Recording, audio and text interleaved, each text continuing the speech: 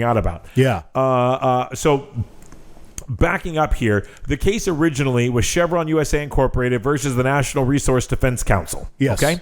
And so basically what this law said was that you have your three branches, right? You have judicial, legislative, executive. Judicial decides whether or not a law is constitutional and interpret the courts, whatever. The legislative passes the laws. That's where Congress sits. Your president's on the executive branch. The president executes the laws, which is why we need to remember the president can't pass a law. The president can't write a law. The president can't submit a law. All of that has to happen in legislation. The only thing the president can do is veto it and then enforce it. Okay. So basically what's at stake here is that the regulatory agencies can help interpret the law within a reasonable stretch. Okay? Okay. So what that meant there, hang on, I want to make sure I want to get this piece right here. So, Chevron, it was a two-part test that was differential to government agencies. First, whether Congress has spoken directly to the precise issue at question, meaning, have we already passed a law about this exact situation? Yeah. And two, whether the agency's answer is based on a permissible construction of the statute. Basically, are you being reasonable with the laws in place? So let's say Congress passed the power that we're giving you. Are you being reasonable? Right, with the law specifically. Okay. So if the law said that, you remember that pink slime with the ground with meat? You remember this? The pink slime, the Taco Bell. Right. So the pink slime was in grocery stores too, like meat departments and grocery stores, right? It's an additive that they're going through. Okay, sure. So that went away because there was a federal agency that said, the FDA said, no, you can't do that. Yeah. The law says that you're not allowed to put poison in stuff. Okay. The law then went on to say that, this is going to be pink slime, but it's along the same things, that arsenic is a poison. Okay. Mm-hmm. So you can't put arsenic in food. Sure. If there is arsenic in the food, it has to be under a certain limit. So 1 part per billion of arsenic is allowable because it's naturally occurring in some foods and whatever else. So that's the amount. Okay. Sure. So that's the law. And then what the FDA said is, okay, so listen, I know this isn't arsenic, but this is cyanide and it's very similar. So we're going to tell you that it also needs to be 1 part per billion. That's what we're going to tell you. Okay. Now, again, the two-part statute here says, one, Congress did not say anything about cyanide. So the FDA is within bounds. Two, it is a reasonable construction. It was 1 part per billion for this poison. This poison is very similar to that poison, and I don't actually know if cyanide and arsenic are similar enough. Don't follow this. It's an example. But so we're going to say around the same numbers for both. That is a reasonable interpretation. So if it meets that stuff, then it will hold up in court, and then we overturn that. And so what they said instead was even that's scary. Well, I mean, these regulators, which again, now all this stuff is coming full circle because those FDA experts are about to be with Project 2025 become political appointees. Oh Jesus! The same people that don't believe in global warming, the same people that don't believe in basically science. I believe in global warming.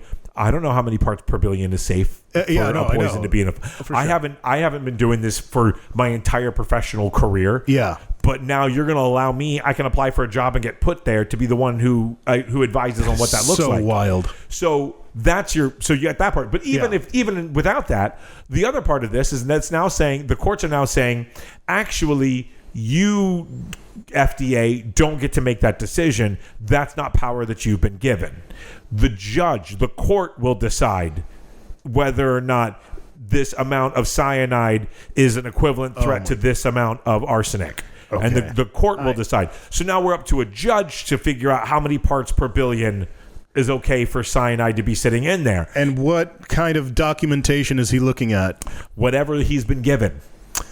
Now, let's make this worse. Because remember, let's make it worse. Go ahead. Judges are often also political appointees. Yep. There is not a whole lot of methodology. Like in the state of Florida, for example, you very rarely are voting for judges. You're mostly voting whether or not they keep their job. Yep. Yep. That's it.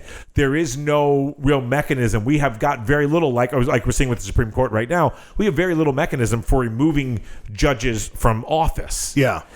And so that's what it is. And this really is this is actually, I know everybody talks about the overturning of Roe v. Wade as being, this very horrible, evil thing.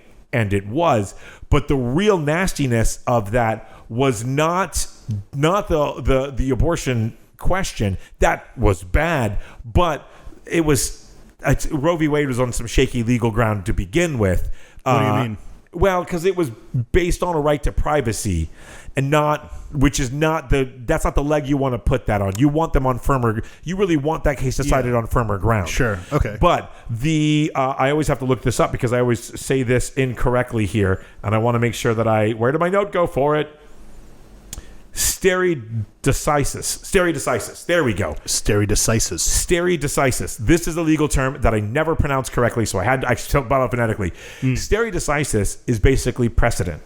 Okay. And this is what the Roe v. Wade decision really did damage to from our country at a foundational level.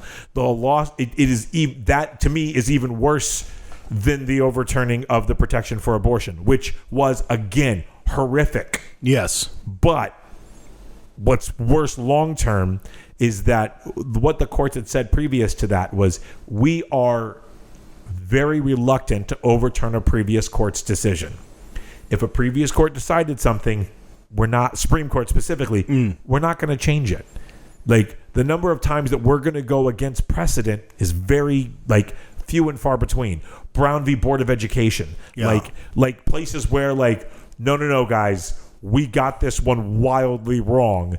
The court doesn't want to go back on its ruling.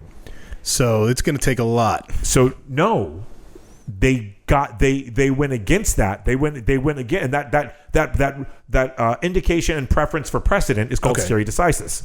Now, when they overturned Roe v. Wade, they went against the stare decisis that they had been using up to that point. Mm-hmm. And that was the first time. And now you've got the Chevron case, which is another example of them going against what they had previously said. Yeah. Because the Chevron decision had been good law since the 80s.